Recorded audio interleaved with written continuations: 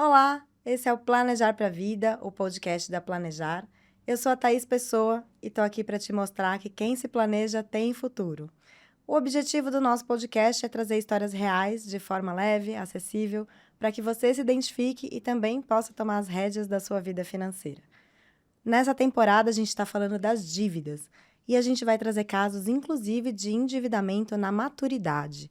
Quem vai bater esse papo com a gente é a Eliane Tanabe, planejadora financeira CFP. Tudo bem, Eliane? Tudo Bem-vinda. bem? Obrigada pelo convite. É sempre um prazer ter planejadores aqui para contar o milagre que eles fazem na vida dos clientes. Transformação, né? De Transformação, vidas, é muito essa é a gostoso. palavra. É. Eliane, começa contando pra gente a sua trajetória no mercado financeiro. Como que você chegou a ser planejadora? Nossa, uma longa história, mas vou tentar encurtar, né? Eu trabalhei no mercado financeiro há 20 anos, e antes do mercado financeiro eu já trabalhava em contabilidade, já trabalhava com finanças de alguma forma. Mas depois desses 20 anos do banco, né, na área de investimentos, quando eu saí do banco, eu queria fazer algo com mais significado, né? Algo que eu pudesse orientar as pessoas e ser mais autônoma também, esse era um desejo. E aí eu fui descobrindo esse caminho do planejador financeiro. Eu comecei a dar aula para os bancários sobre planejamento financeiro pessoal. Fui constatando um problema, porque mesmo sendo bancários, especialistas dentro de um banco, não tinha planejamento financeiro, as pessoas não têm. Eu mesma, se eu tivesse tido um planejamento financeiro antes de sair do banco, teria saído já mais preparada.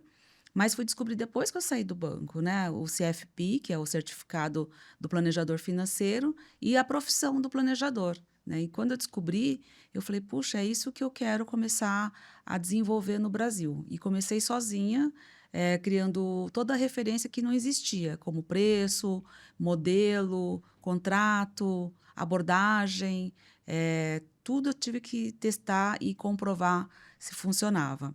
Aí, mais ou menos em 2014, eu fui chegando em um modelo. 2015, comecei a acelerar. 2016, eu fui para os Estados Unidos visitar escritórios de referência em planejamento financeiro pessoal. Aí comecei a constatar que eu estava fazendo um caminho bom de construção. Falei, pô, tá parecido, é assim mesmo, então vamos seguir em frente. E aí, isso, de 2016 em diante, só foi melhorando, né? Então, hoje tenho meu escritório consolidado, a Splentes, lá na Moca, né, aqui em São Paulo. E já temos planejadores, temos equipe, temos clientes, então se consolidou mesmo o serviço para a sociedade como um todo. A certificação CFP ela é internacional, né? Então, para quem não sabe, ela tem 28 países do mundo.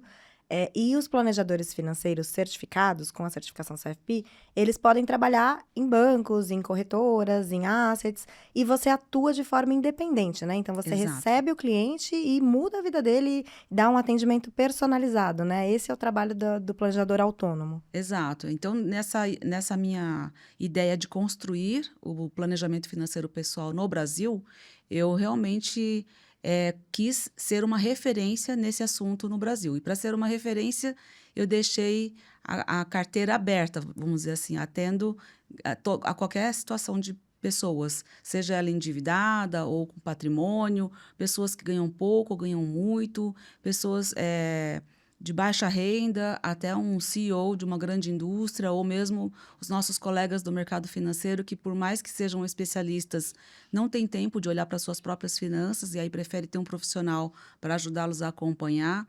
Então, eu comecei a navegar por todas as situações que as pessoas passam. Até pessoas de rua eu experimentei abordar e, junto com até as iniciativas que a gente tem de educação financeira, né, atendi pessoas que moram na rua e elas precisam de orientação também.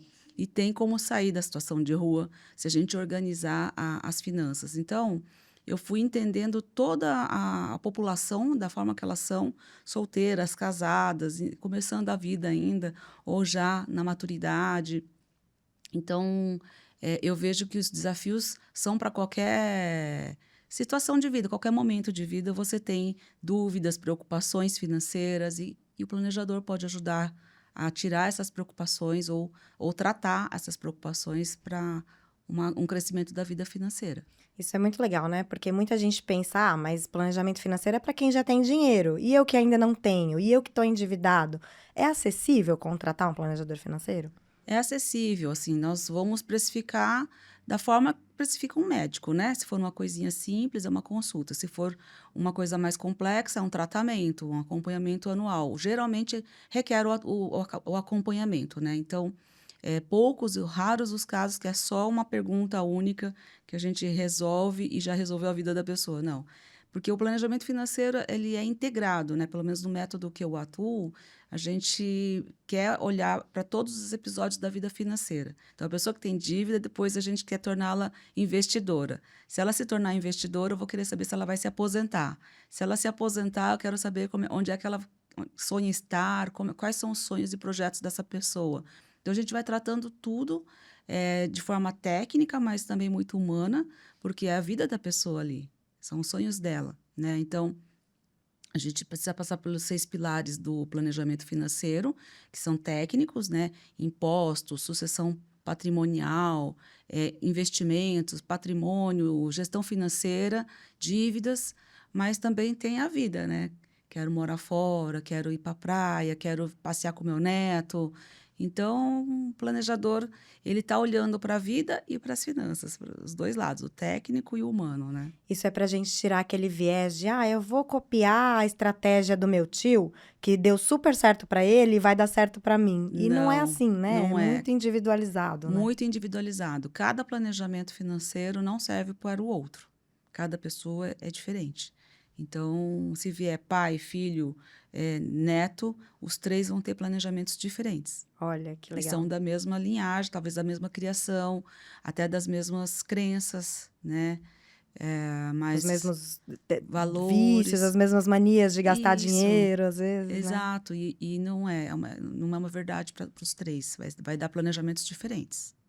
Olha, então a Eliane, ela atua com endividados, então não é só para rico, qualquer pessoa pode ter o planejamento financeiro, e com endividados, inclusive, já em idade avançada, né? Já na maturidade, na época que você já estaria se preocupando com a aposentadoria, e a gente sabe que tem casos nessa situação. A gente tem um dado aqui do Banco Central que fala que 30% dos idosos hoje têm uma dívida. Como que é essa situação de endividamento na fase mais avançada da vida? Então, a gente recebe esse tipo de situação constantemente lá no nosso escritório, né? Geralmente é uma situação assim, triste, um pouco triste. As pessoas já estão assim, meio que entregando os pontos, do tipo, se eu conseguir pelo menos dar uma melhorada, já vai ser bom, né? Outros já vêm com uma esperança de que a gente vai realmente resolver na raiz o problema, mas não sabe como. A sensação é essa. Acho que o meu caso é impossível. Já te falei que hoje eu vim de amarelinho para pôr um pouquinho de luz de esperança na vida das A pessoas, gente né? está precisando de luz de esperança. Mas as pessoas, eu sinto no olhar deles assim uma clemência, né, um pedido. Você consegue me ajudar de verdade? Né? E olha, a gente tem um caso aqui, vamos colocar o primeiro caso na tela, que é um endividado que já tinha 65 anos e tinha 1 milhão em saldo devedor. Então, assim, para a gente mostrar, gente, que 1 milhão não é pouco dinheiro. 65 anos não é uma idade que você tem, né, uma margem de manobra para ainda se aposentar com tranquilidade. E esse caso caiu na sua mão, Eliane. O que que você fez com esse caso? Como é que foi? Então, foi um caso um pouco dramático, assim, porque era uma situação bem crítica de dívida, né? Eu brinco, a gente faz muita analogia para as pessoas entenderem, né, o nível de gravidade. Eu falei, olha, o seu caso é UTI, você está na UTI financeira, mas a gente precisa tirar você dessa situação, né? Depois tratar você até você ficar saudável novamente. Ele falou: Olha, eu sei que isso eu não tenho mais chance, eu não tenho mais como sair dessa situação, eu vou levar isso para a minha morte, eu vou morrer com tudo isso aí. Mas eu queria pelo menos conseguir pagar o próximo boleto. Eu falei, mas tem 24 boletos, né? Então, assim, Não é depois só tem o o próximo, depois próximo. tem o próximo, depois tem o próximo. Então, ele falou assim: eu estou desesperado, eu nunca deixei de pagar um boleto, foi a primeira vez, depois de 20 anos. Então, assim, era muito tempo que ele vinha carregando a dívida, né? Mas por que que você não consegue sair dessas dívidas? Ah, porque toda vez vai esticando a dívida, vai esticando e foi virando esse tempo todo. Eu falei, poxa vida. deixa eu ver o que a gente vai conseguir fazer, porque eu não quero te ajudar a pagar só o próximo boleto, quero te ajudar a pagar todos os boletos e acabar com eles, pela raiz. Senão não me chama Eliane Tanabe. Não é para isso que eu tô aqui. E ele falou, se o seu nome for Milagre, eu aceito, né? Eu falei, não, meu nome não é Milagre, meu nome é Eliane Tanabe. A gente vai tratar isso até o final, tá? Então, minha meta é te tornar um aposentado pleno. E eu estou vendo aqui, pelas minhas perspectivas, que vai levar em torno de 7 anos. Então, aos 72 anos. Você acha bom, aos 72 anos, estar sem dívidas? Para quem só queria Ele pagar o falou, próximo isso é boleto, né? milagre. Eu falei, não, eu tô enxergando um caminho. E eu gostaria de que você aceitasse minha proposta da gente te conduzir por esses anos até a gente tirar você 100% das dívidas. Você aceita? Porque acho que o primeiro passo é a pessoa, primeiro, reconhecer que ele está com um problema sério, como o médico, né? Reconhecer que você está doente já é um primeiro passo, senão você não quer ir ao médico, né? E depois aceitar o tratamento, né? Então ele aceitou, ele falou: tá bom, eu vou na sua, o que você pedir, a gente vai fazer. Só que a vida, ela é totalmente sinuosa, né? Ela vai acontecendo coisas assim constantemente, é muito dinâmica e muitas coisas aconteceram até ruins em algum momento. Mas a gente conseguiu antecipar esses 7 anos para 3 anos e meio. Olha que legal. Foi incrível, assim. E nem ele mesmo acreditava que estava acontecendo. Quando ele começou a ver que estava começando a sair realmente daquela areia movediça que tinha engolido ele totalmente, ele viu que era possível e ele começou a acelerar também. O cliente também começa a se engajar. Porque acho que uma das grandes capacidades que um planejador tem que ter é do engajar, né? Engajar o cliente naquele plano. Se ele não comprar o plano, aquilo não sai do papel, né?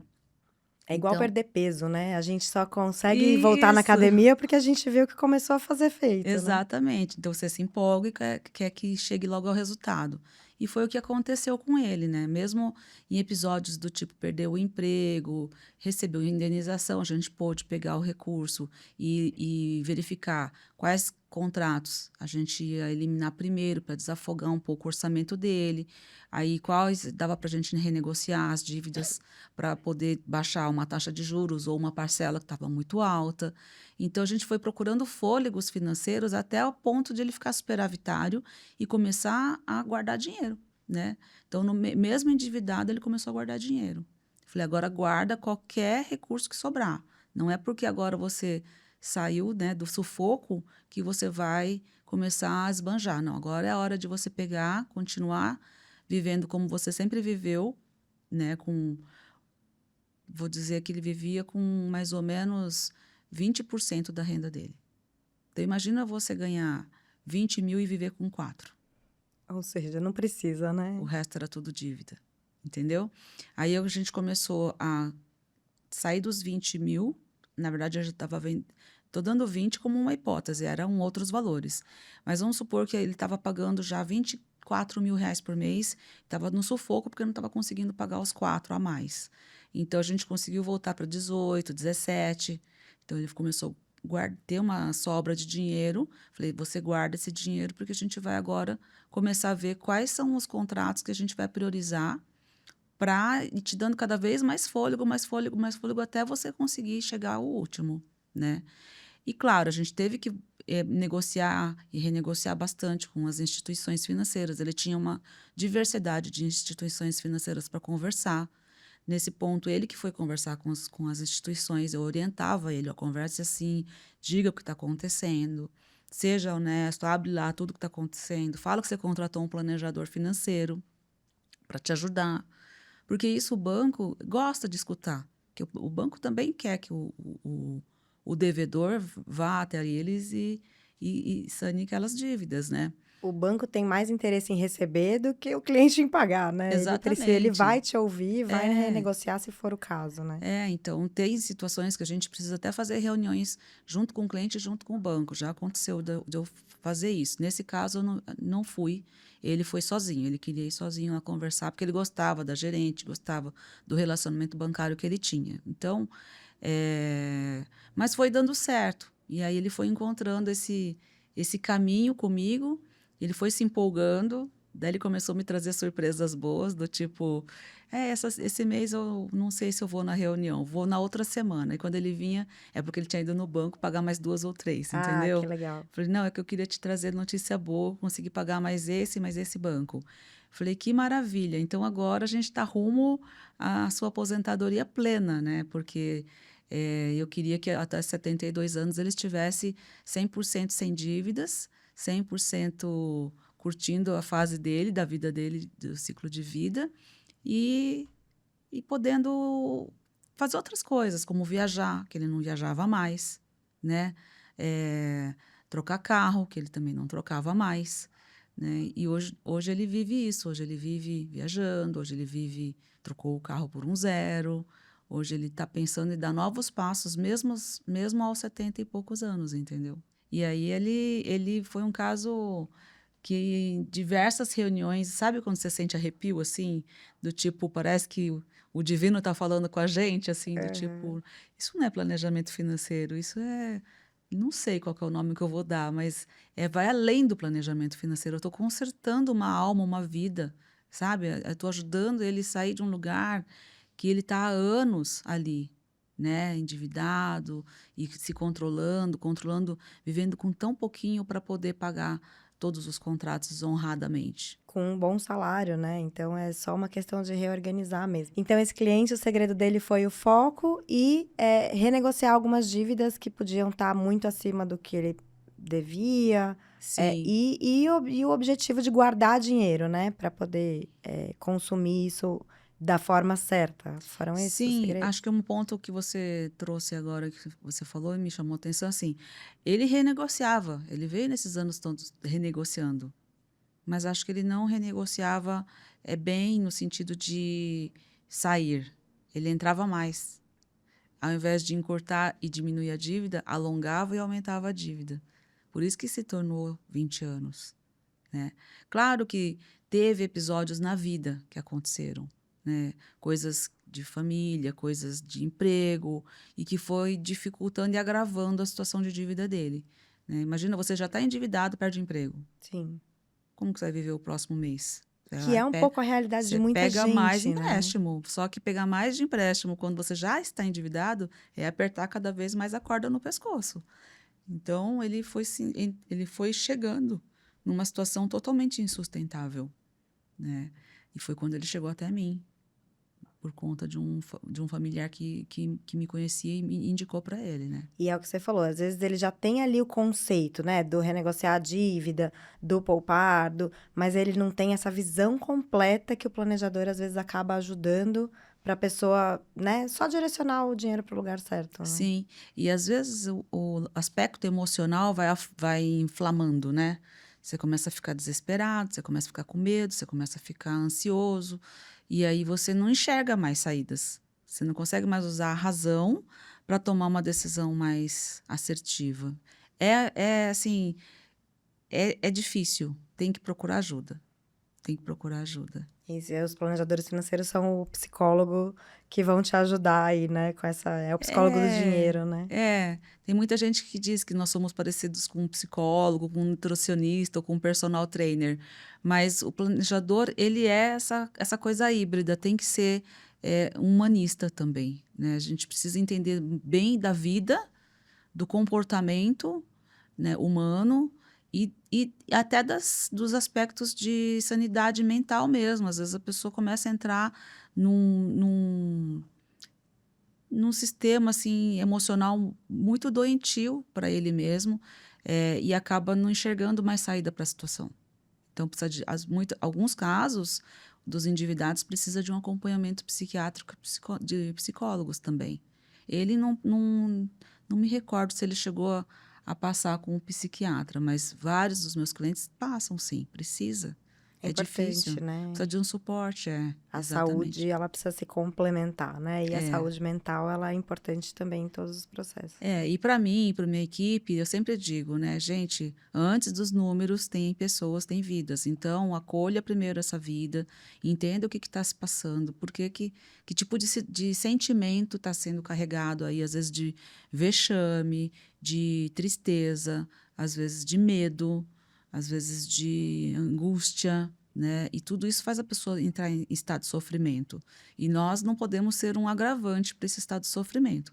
Nós temos que ser um alívio, né? Conseguir trazer palavras boas, falar, nossa, esse caminho que você está indo, pelo amor de Deus, você não vai conseguir nunca.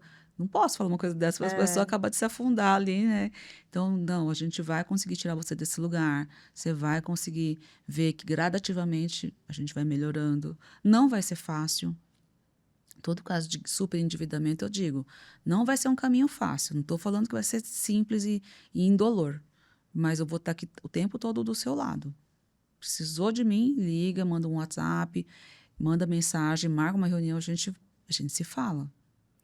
E a gente agora vai para o caso 2, Hum, que a gente tem um pouquinho desse contexto também de que a pessoa estava com dívidas, é verdade, mas dívidas são a situação de todo mundo, sim, mas estava aflita, né? Por isso trazia um pouco de estresse para o casal. Era um casal é. com, né, nos primeiros 10 anos de casamento, tinham muitas dívidas, e precisavam trabalhar para solucionar essa questão. Como é que era essa situação? Aqui você via um casal que precisavam ser conectados na situação, né? Alinhados. Então, quem estava com mais assim sofrimento emocional era o marido, né? Ele estava correndo atrás do prejuízo, das dívidas, das contas, então ele trabalhava de domingo a domingo. E a esposa, ela estava preocupada, mas ela meio que falava assim: olha, essa é a nossa situação, o que que a gente pode fazer, né? Então, eu sentia que tinha uma desconexão do casal. Então, a primeira coisa foi conectá-los e engajá-los para ver se os dois estavam dispostos a trilhar um caminho para resolver isso. Eles estavam com uns 200, 300 mil de dívidas e saldo devedor, né? Saldo devedor é aquele saldo que a gente desconta os juros. Se você multiplicar com os juros, a dívida era bem maior. Saldo devedor é se eu quiser quitar hoje à vista. Isso, tirando todos os juros das próximas parcelas, né? E Uhum. aquele caso anterior era de 1 milhão, saldo devedor, mas a dívida mesmo, se pagar tudo, ia dar quase. 3 milhões. Ia dar muito mais, né? Então aqui também era 200, quase 300 mil, mas se você multiplicasse as parcelas pelas parcelas que faltavam pagar, ia para perto de 500 mil reais. E eles já não estavam conseguindo pagar tudo. Estava também rodando sempre no vermelho, ou seja, gastando mais do que se ganha. E esse é um problema, né? A primeira coisa é essa incompatibilidade de renda e despesa. Você precisa ficar sempre com a despesa abaixo da renda. E eles não estavam conseguindo sair dessa situação. Então, nós começamos a conhecer os números mais de perto, unificar esses números, né, do casal, da esposa e do marido, e entender o que eles precisavam enxugar, e era possível enxugar para tentar ficar no superávit, ou seja, gastar menos do que se ganha. E assim a gente foi, com bastante dificuldade, fazendo. Isso foi se tornando um tratamento de quase 3 anos. Quando chegou no terceiro ano, eles tomaram coragem, porque também tem um processo do cliente também. O cliente precisa se desapegar de algumas coisas e muitas vezes ele não quer. Por exemplo, você precisa continuar a sua academia? Ah, é prioridade. Ok, então se é prioridade eu não vou tirar. Então, esse inglês agora dá para dar um tempo ou não dá? Isso dá. Então tá, se você puder segurar um pouquinho inglês, ano que vem, quem sabe você volta a fazer. Mas esse ano você prioriza a academia. Só que depois de 3 anos, a pessoa fala, não, quer saber, eu vou cortar a academia, eu vou cortar também tal coisa. Porque, Entendi não, o benefício, né? porque você não pode montar uma vida financeira acima do seu orçamento, acima da sua renda. Você tem que tirar essas coisas variáveis que você coloca dentro da sua vida. Não dá para tirar, por exemplo, supermercado. Dá para reduzir. Dá para reduzir o aluguel? Reduzir o aluguel mudando de casa. Às vezes a pessoa não quer mudar de casa. Uhum. Então, às vezes a pessoa não quer sair daquela situação. Só que depois de 3 anos, a gente tentando enxugar daqui, enxugar dali, eles começaram a tomar decisões mais radicais e cortar coisas importantes que eles queriam manter, mas não estava dando. Aí coube. E aí comecei a ver que eles estavam superavitários. Falei, parabéns, olha, vocês agora têm 2.000 de sobra todo mês. E eles falavam, aonde? Falei, como assim aonde? Minha conta está negativa, a dele também. As duas contas estão Meu negativas. Deus. Eu falei, opa, então nós temos outro problema. E aí eu falei, se vocês estão superavitários e não está vendo dinheiro, aí temos problema, porque é matemática, número é número. O dinheiro tem que estar na conta. Ganha 10, gasta 8, tem que sobrar 2, né? Aí eles falaram, ele não sobra, tá sempre no vermelho, sempre a gente está pagando cheque especial. E a nossa vida sempre foi assim, desses 10 anos. Eu falei, não, agora o problema está comigo. Deixa aqui comigo tudo isso aqui que eu vou olhar de novo. Porque lembra que eu te contei aqui nos bastidores, em situações de endividamento, é um quebra-cabeça que monta e desmonta a todo instante. Então, eu já tinha montado, para mim tinha ficado bonito, sobrando Fazia sentido, né? fazia sentido. Agora vocês estão superavitários R$ 2.000, só que você olha para a conta, não tá legal, tá faltando peças aqui. Falei, então desmonta tudo de novo, vamos remontar. E aí eu fui olhar, entender o que estava acontecendo ali. E aí eu vi que era uma questão de desorganização financeira. Como que era essa desorganização financeira? A forma que eles dividiram as contas, ó, você paga a escola das crianças, eu vou pagar o condomínio. E eu pago o aluguel. Tá bom? Eles seguiam esse plano. Só que isso, cada um se descasava. Entendi. Por Se exemplo, eles precisavam pô, de mas eu 10 eu paguei mil. a escola, só que eu só recebo daqui 10 dias. Aham. Agora eu tô no negativo de novo. Então, quem tinha que pagar a escola era o outro, não ela. Entendeu?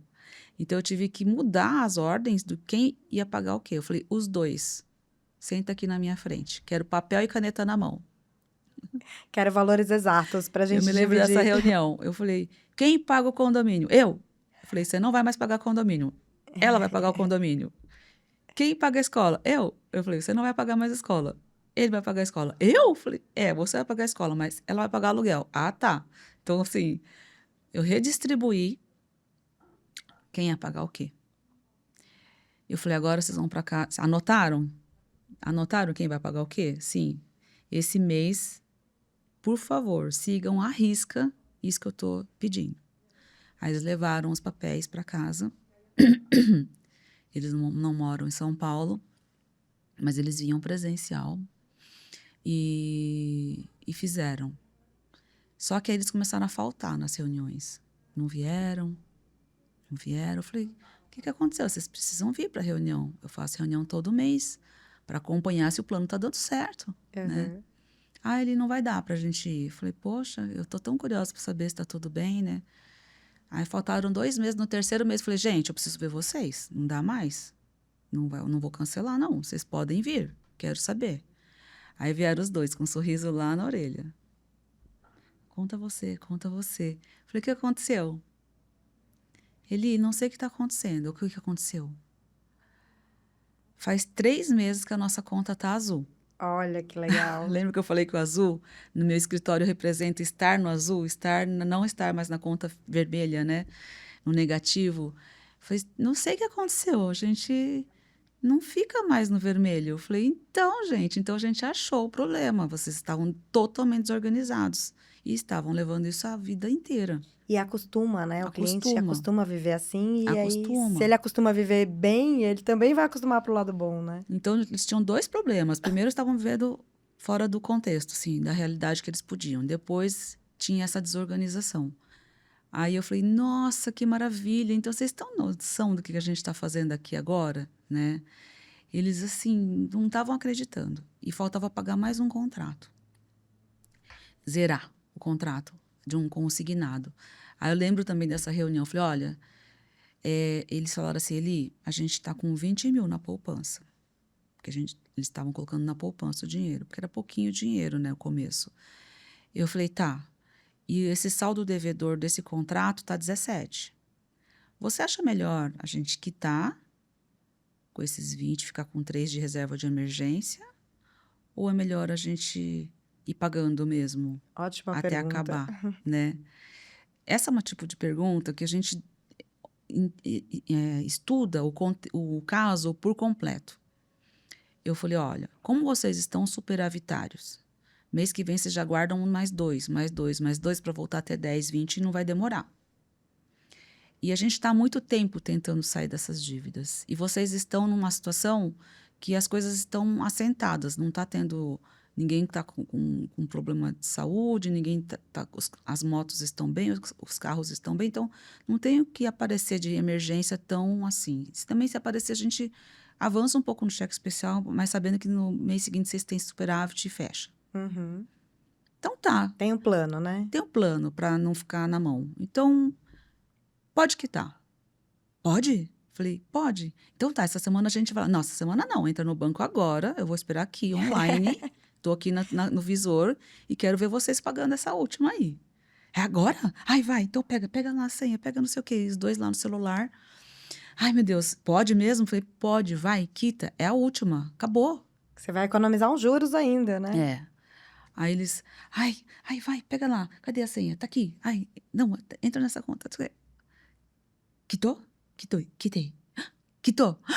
Quitei ali. Falei assim, quitou Parabéns. mesmo? Deu aqui quitado. Eu falei, então, parabéns. A partir de amanhã, vocês têm noção do que a gente está fazendo aqui? A gente está realmente transformando a vida de vocês, porque a partir de amanhã, vocês passam a ser investidores. Nós vamos aplicar 2.000, aplicar 2.000, aplicar 2.000, até vocês chegarem a ter patrimônio financeiro. Chega, viramos a página. Esse Olha que livro legal. pode fechar, capítulo 2 agora. Outro livro. E eles, nossa, eles ficaram assim, com um sorriso lá em cima, né? Eu falei, que legal, né? Um Que casal que legal. não achava que era possível, né? É Sim. muito legal você acompanhar e acompanhar em pouco tempo, né? Quanto tempo durou esse processo? 3 anos e meio 3 anos e também. meio. Dívida é no mínimo 3 anos. Dívida Dependendo do é um atraso tamanho, de né? vida. Se você entrou, você pode ter certeza que para sair vai demorar 6 meses, 1 ano, 3 anos. Entendeu? Mas tem hora que ela é boa para construir Para patrimônio. construir, comprar um imóvel, comprar um carro. Apesar que carro eu prefiro até juntar, comprar um à vista, nem que seja usado, depois você vai para o zero. Mas imóvel é o mais difícil de comprar à vista, né? Aí tem que ir para um financiamento, mas um financiamento saudável, onde o valor da parcela não é tão pesado ao ponto de você ficar sufocado. E Entendeu? existe uma conta para valor de entrada? Assim, qual que quanto que é bom eu ter de entrada que não vai me sufocar para pagar as parcelas? Então, na verdade, é uma combinação entre a entrada, renda da pessoa e o valor da parcela. Então, por exemplo, quando eu comprei meu primeiro imóvel, o financiamento era só de 15 anos. E eu me lembro que o apartamento, na época, custava R$ 98.000. E eu tinha 40. Então, eu tinha que pedir o restante, quase 60, para o banco financiar. Uhum. O banco reprovou e falou, não, você precisa de 55,5. Nossa. Eu falei, mas não pode ser 55? Eu falei, não, tem que ser 55,5. Então, eu lembro que eu tive que, nossa, fazer um milagre para conseguir o restante do dinheiro. E aí, só quando eu consegui os 55,5 é que eles me financiaram os 40 e poucos mil reais, 43 mil. Por quê? Que o banco faz uma conta para que as parcelas que eles vão te financiar representem um percentual da sua renda. Naquela época, não podia passar de 25% da minha renda entre eu e meu cônjuge.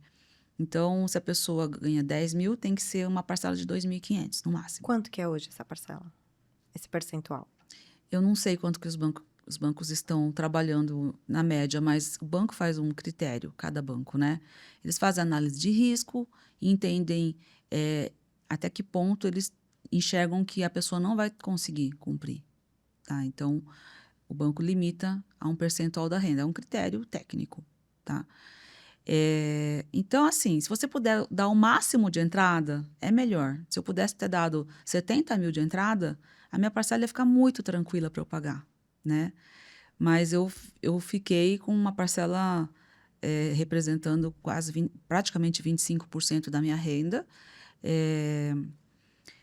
E consegui ir pagando com bastante sacrifício, mas consegui. Depois a parcela vai caindo, porque era tabela saque, vai ficando mais leve, até a hora que você consegue até amortizar e antecipar. Então, eu não paguei em 15, eu paguei em 5 anos, porque eu Uhum. fui amortizando com fundo de garantia e dinheiro que eu também conseguia poupar para amortizar, né?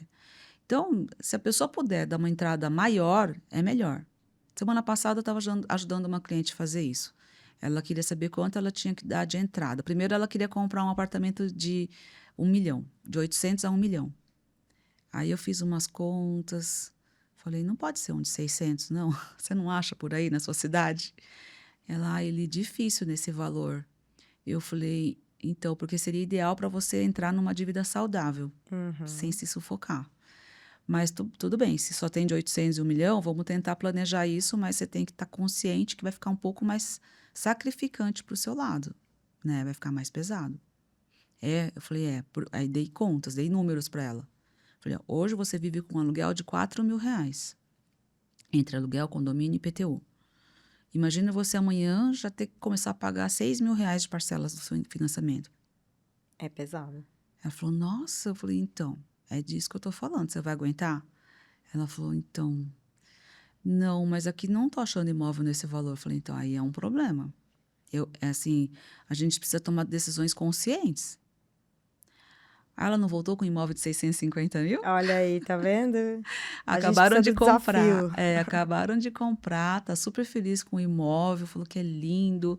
Falei, vi o sorriso no rosto dela, tava toda emocionada lá. Falei, agora me ajuda, como é que é o passo a passo de financiar um imóvel? Ele falou, então agora você vai passar por análise de crédito, você precisa dar uma entrada pro vendedor, mas uma entrada baixa, porque você ainda tem que ser aprovada. Se você não for aprovada, tem que ter alguma coisa no contrato que diga que ele devolve esse recurso para você, senão você vai perder.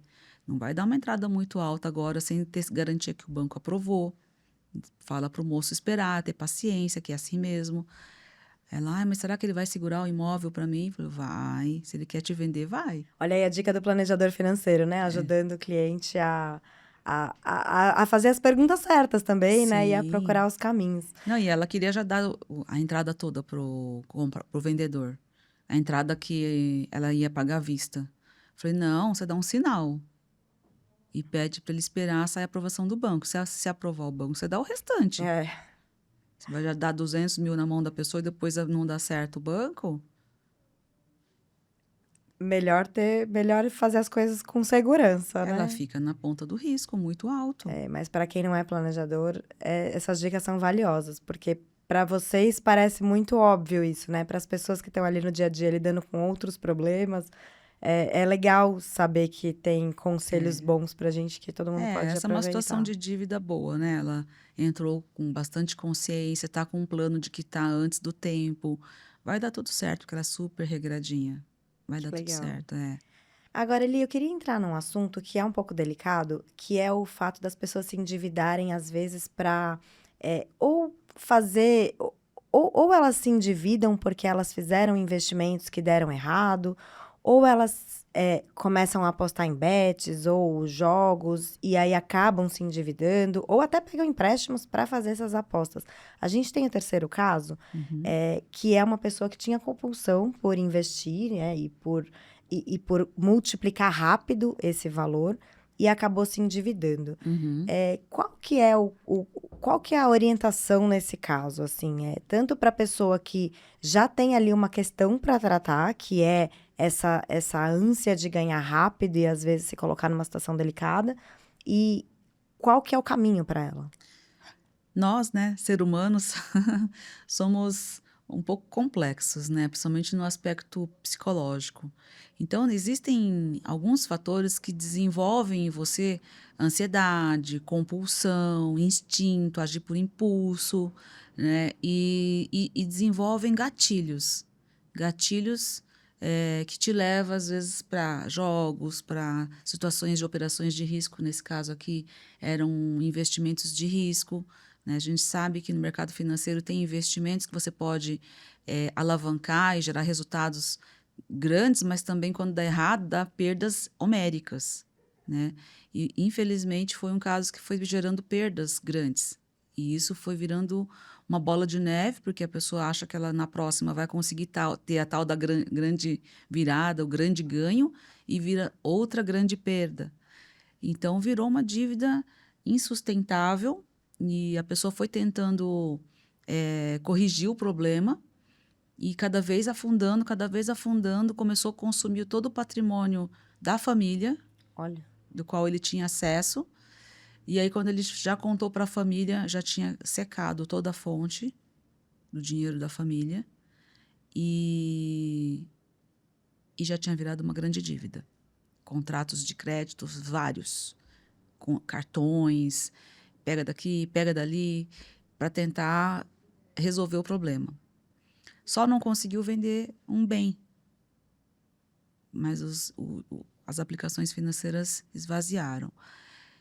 E aí, quando a pessoa de casa soube, foi aquela decepção enorme. E a pessoa que causou o problema, extremamente assim, constrangido, né? Sem saber o que fazer. Então,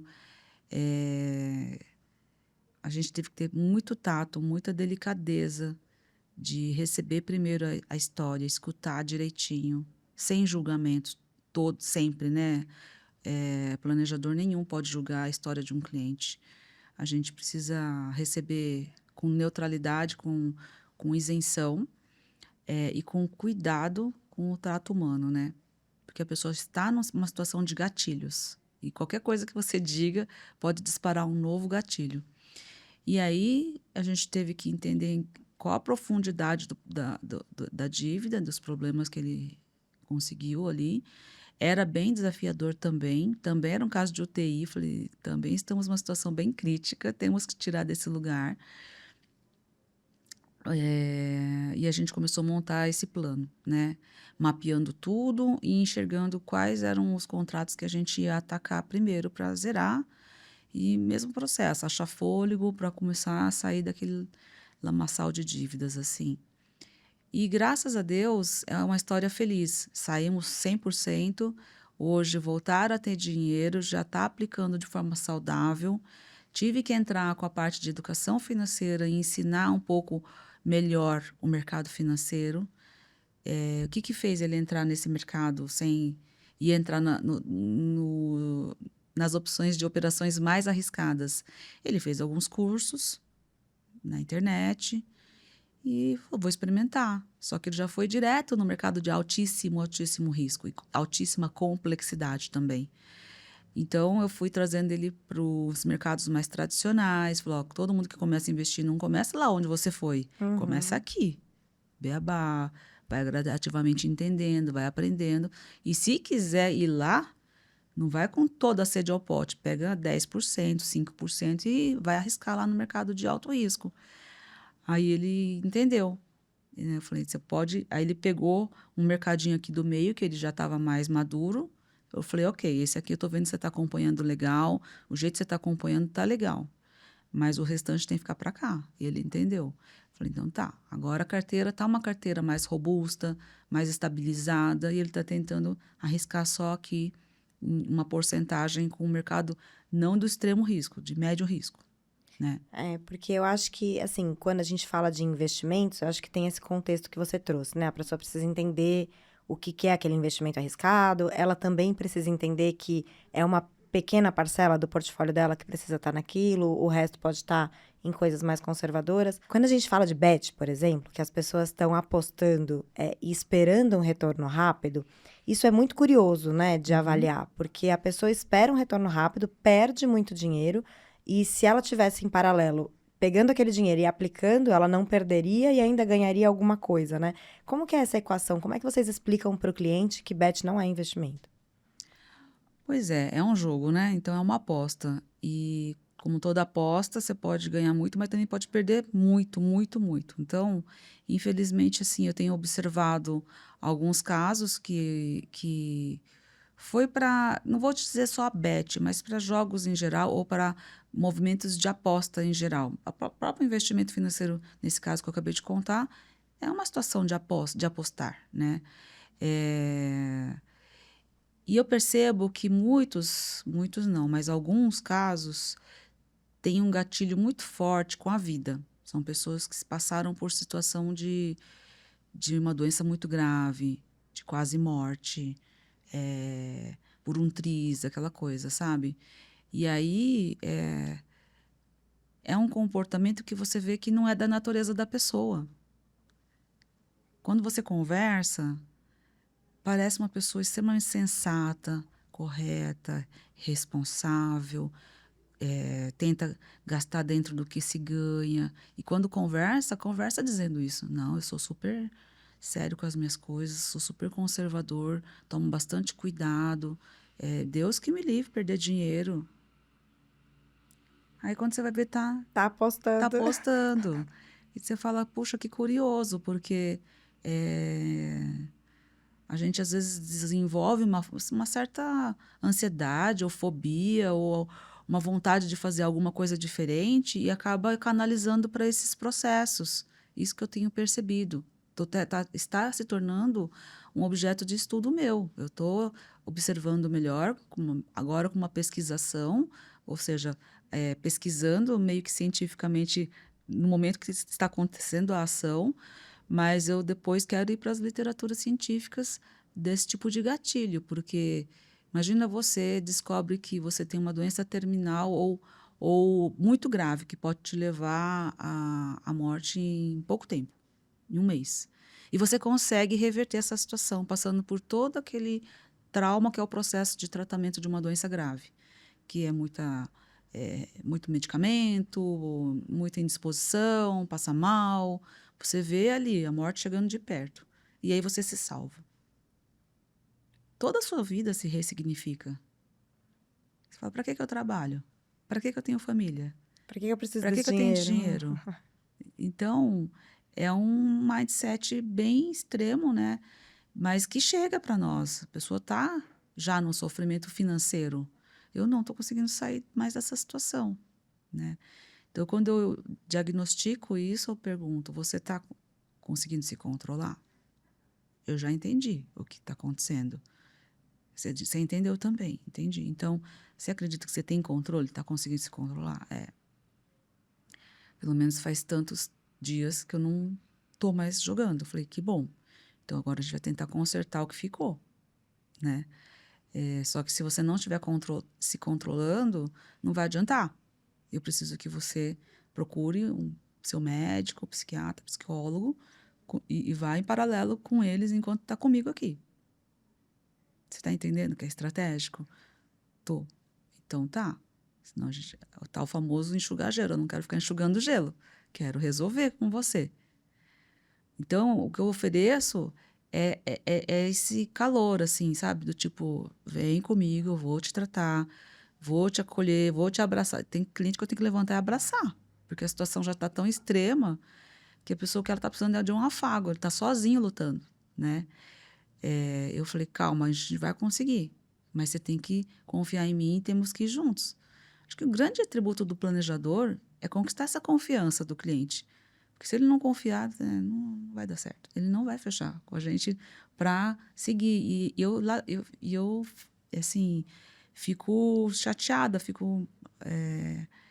quando a pessoa desiste de seguir o tratamento com a gente, né? Porque a gente sabe o que a gente está enxergando ali e é capaz de fazer.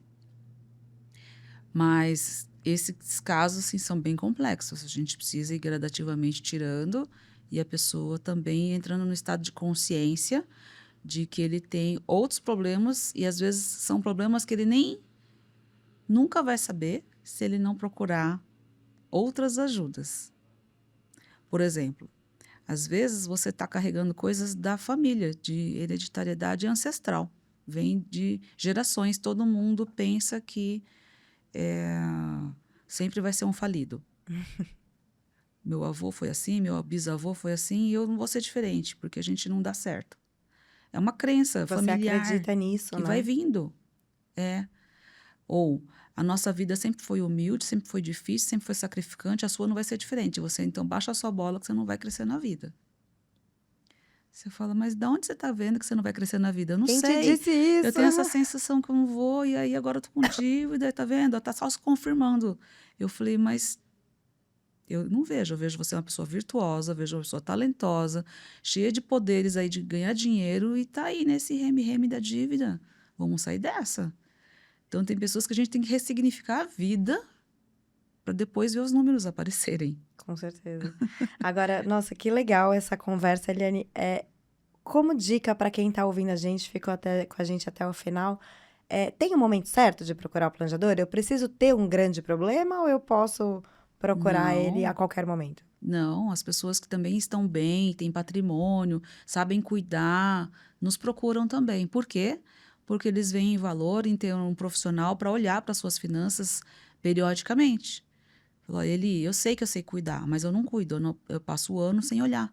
E eu quero ter um momento de olhar. Então, eu quero sentar aqui e te mostrar como é que estão as coisas para a gente pensar juntos o que pode melhorar. Mas não tem momento certo. A hora que a pessoa quiser, está com vontade de tratar a vida financeira, já vai, né? Só que se a pessoa começa isso mais cedo, o tempo trabalha a favor também. Quando a pessoa deixa para mais tarde, às vezes a gente faz um paliativo para melhorar, mas já não fica extraordinário como a gente gosta de deixar a situação, né? Com total segurança financeira, com patrimônio, com tudo no lugar, né? Então, geralmente a pessoa já vem quando já está bem estragada a situação, É isso. já está com um problema mais sério, né? Vamos em busca do extraordinário, então, né? Eli, É, obrigada de ter compartilhado tanta história imagina. legal com a gente. É um prazer, eu amo esse assunto, sou apaixonada, fomento, levanta a bandeira, todo mundo tem que ter seu planejador para chamar de seu, porque a vida precisa de alguém que nos oriente com imparcialidade, com isenção, sem vieses e fazendo tudo em prol da tua própria história, né? Então, é muito legal quando o cliente nos permite entrar na vida dele e ajudar a pensar como levar uma vida mais tranquila. A Com gente certeza. consegue. Com certeza. Todo mundo pode conseguir, todo mundo pode buscar um planejador financeiro lá no site da Planejar. Se você ficou com a gente até aqui, saiba que tem caminho, que todo mundo pode, que tem caminho para achar a luz no fim do túnel. O planejador financeiro vai te ajudar. Siga a Planejar no nosso Instagram, Planejar para a Vida. Siga a Planejar, o podcast da Planejar no seu player favorito. E fique com a gente tem outros episódios por vir com mais histórias, com mais inspiração para você. Planejar para a Vida. Quem se planeja, tem futuro.